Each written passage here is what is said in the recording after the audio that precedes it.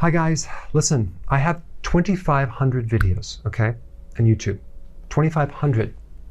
So sometimes when you go to the channel, it's hard to find where to start because it's all random. So I wanted to create a beginner's video, the basics. So if you're new to my channel, if you have friends and family members that are new to my program, this is the first video to watch. Okay, so let me just kind of break it down. I'll make it really, really fast. Keto or ketosis. What does keto mean? When you burn fat, your fat breaks down into these things called ketones. Your body can then use those as fuel, okay? So your body can actually run on ketones. It's a much, much better fuel source than sugar fuel that most people run on. It's cleaner fuel. It creates a lot of other benefits, which I get into in other videos, okay? So keto basically means you're burning fat, okay? Healthy keto is a version of regular ketosis, but with a twist. A principle that I use is you don't lose weight and get healthy. You have to get healthy first to then lose weight. So getting healthy basically means, in relationship to eating, providing all of your nutrients. Okay, so you're eating foods that are high quality that provide all the nutrients. So you get the requirements that our bodies need. So what I recommend is something called healthy ketosis. All right, so that's the version. The other action that I recommend is something called IF. What is that? That's intermittent fasting. What is that? That is it's not a diet, it's a pattern of eating and not eating. So instead of doing 3 meals or 6 meals a day or snacks in between the meals, you're eating less frequently. Why? Because every time you eat, you raise a hormone, insulin. Too much insulin is very dangerous in the body. So what we're trying to do with healthy ketosis and intermittent fasting is reduce the excess of insulin. We're not trying to make it down to zero. We're just trying to get rid of the excess. The vast majority of the population has excess insulin, but they've never been tested. The doctors usually don't test it. They're focusing on your blood sugars or blood glucose, but not fasting insulin, okay? I have videos on that, but you can watch it in another video, but the point is that we're trying to lower insulin. So to do that, you need to eat less frequently. Let's say you start with 3 meals per day with no snacks, and then you go to 2 meals a day, no snacks, and that would be considered intermittent fasting. And some people do 1 meal a day, but the point is that it's just eating less frequent. It's not necessarily focused on lowering calories. Even though you will be consuming less calories, the focus is not on calories. It's about eating less frequently. At the end of the day, we want to provide all the nutrients, so we need a certain amount of calories.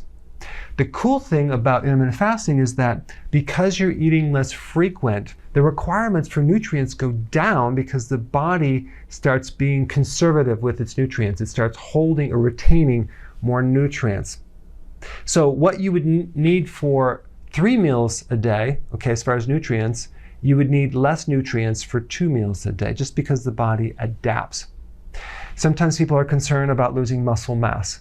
Well, the other cool thing is that when you do intermittent fasting, certain hormones, like growth hormone, increases dramatically to protect the muscles from being lost.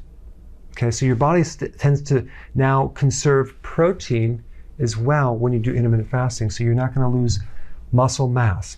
So the 2 main things that help you lower insulin are the reduction of carbohydrates. I'm talking about the sugar, refined carbs, the grains, the pasta, the cereal, the biscuits, the waffles, the juice, the alcohol. I have a lot of videos on this right here, like a ton, but that just kind of gives you the summary.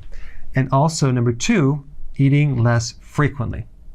What we're doing when we actually drop carbs and we eat less frequently is we're adapting to fat burning. You're actually making new cellular machinery to run your body on fat fuel, okay, and no longer on sugar. Now, what happens when you consume too many carbs, the insulin comes in and takes it out and converts it to fat. So a lot of the fat on your body right now has came from the carbohydrates, not necessarily the fat that you ate, but the carbohydrates that you ate. The other thing that people don't realize is this. In the presence of too much insulin, you can't lose this fat. So if you have a stubborn metabolism and you can't lose weight, we know you have too much insulin. Is there a quick test to know if you have too much insulin? Yes. Just look down right now, and if you could see your belly, you have too much insulin. Because these are the main symptoms of high insulin.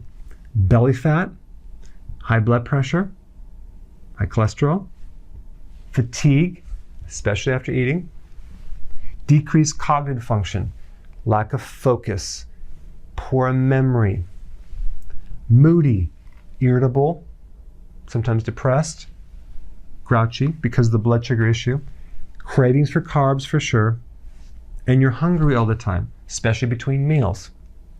When you get your body into fat burning, and now your body is burning fat between meals, because before it wasn't, it was dependent on your diet and dietary sugar. So now when you're burning your own fat, wow, you get rid of the hunger. Okay, you're not hungry anymore. It makes it easy to do this. You don't crave anymore. That's why healthy keto and intermittent fasting is very successful long term, because it allows you to stick to it, because you're not hungry all the time, you're not craving. Sometimes when you look up keto, you'll see this little pie chart thing right here. It'll say 20% protein, maybe 70% or 65% fat as far as the total calories, 5% carbs. Okay, this is very confusing for people because you have to calculate calories into grams and this and that. This is the simplicity right here. If you just envision your plate, okay, this is your plate. Half of the plate should be salad or vegetables, okay? A quarter of the plate should be protein. And the other quarter should be fat. So this 65 or 70% fat, which seems like a lot of fat, now remember 1 gram of fat is more than twice the calories of carbs and protein. So this is misleading. In reality, the volume of fat is really only, a quarter of your plate. And a lot of this fat is actually mixed with the protein. So it's not as much as you think. And then we have this small amount of carbs out here, just to keep it really, really simple. Okay? And healthy keto and intermittent fasting is not just about weight loss. It's about getting you super healthy, for reducing inflammation, for helping your cognitive function, helping your overall mood, making the body work better. Okay? So now that you have the basics, now you can go to the rest of the videos. Thanks for watching. Hey, if you're liking this content, please subscribe now, and I will actually keep you updated on future videos.